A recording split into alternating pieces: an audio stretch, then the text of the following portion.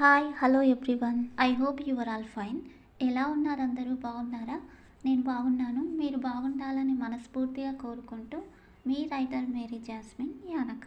వీడియోనైతే కవిత్వంతో స్టార్ట్ చేద్దాము. చెప్తాను వినండి.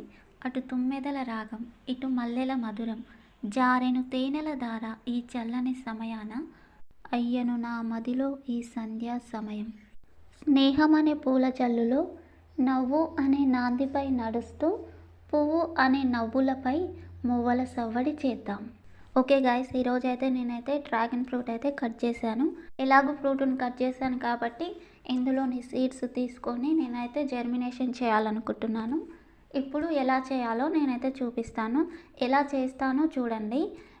ఇందులోని విత్తనాలు అయితే కొన్ని తీసి పక్కన పెట్టుకుందాము. అసలు మొత్తం ఇందులో చాలా విత్తనాలు ఉంటాయి, చాలా సీడ్స్ అయితే ఎక్కువగా ఉంటాయి.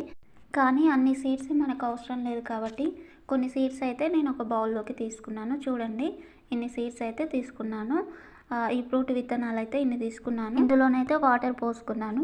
కలర్ చూడండి, వాటర్ అయితే గులాబీ కలర్లో ఎలా ఉన్నాయో, డార్క్ పింక్ కలర్లో అయితే వాటర్ కనిపిస్తున్నాయి. చూడడానికి మంచిగా అనిపిస్తుంది. ఇప్పుడైతే ఒక స్టైనర్ తీసుకొని దాంట్లోకి వడగట్టుకోవాలి. మనము జల్లి తీసుకొని జల్లిలో ఇలా పోసేయాలి. పోసి జల్లిలో వేసి అయితే ఈ ఫ్రూట్ అంతా పోయి ఇట్లా విత్తనాలు వచ్చేంత వరకు అయితే వాష్ చేసుకోవాలి.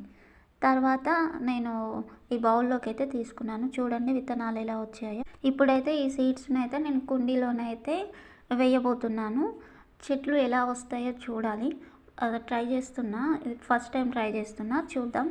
ముందైతే మనం అయితే ఈ సీడ్స్ని నాటేద్దాం. ఇవైతే డ్రై సీడ్స్ కాదు కాబట్టి ఇలా చల్లడానికి అయితే వీలు పడట్లేదు కాబట్టి నేనైతే ఇలా చేస్తున్నాను. ఇలా చేసి వాటర్ పోసేసుకోవాలి. ఇప్పుడు వాటర్ పోసేసుకున్నాము.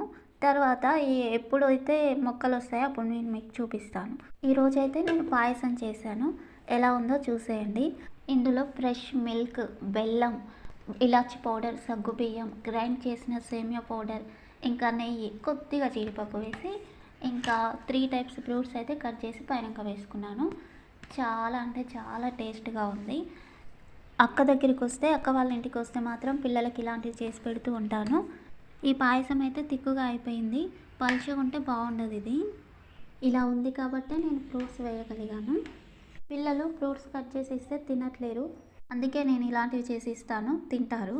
చేసే వంటలని వీడియో చేసి పెడదామంటే నాదేం కుకింగ్ ఛానల్ కాదు కాబట్టి పెట్టలేకపోతున్నాను. ఓకే ఫ్రెండ్స్, మరొక వీడియోతో మరొక కవిత్వంతో మళ్ళీ కలుస్తాను. అంతవరకు నా ఛానల్లో చూడని వీడియోస్ని చూసేయండి. ఓకే ఫ్రెండ్స్, వీడియో నచ్చితే లైక్, షేర్, సబ్స్క్రైబ్ చేసుకోండి. బాయ్.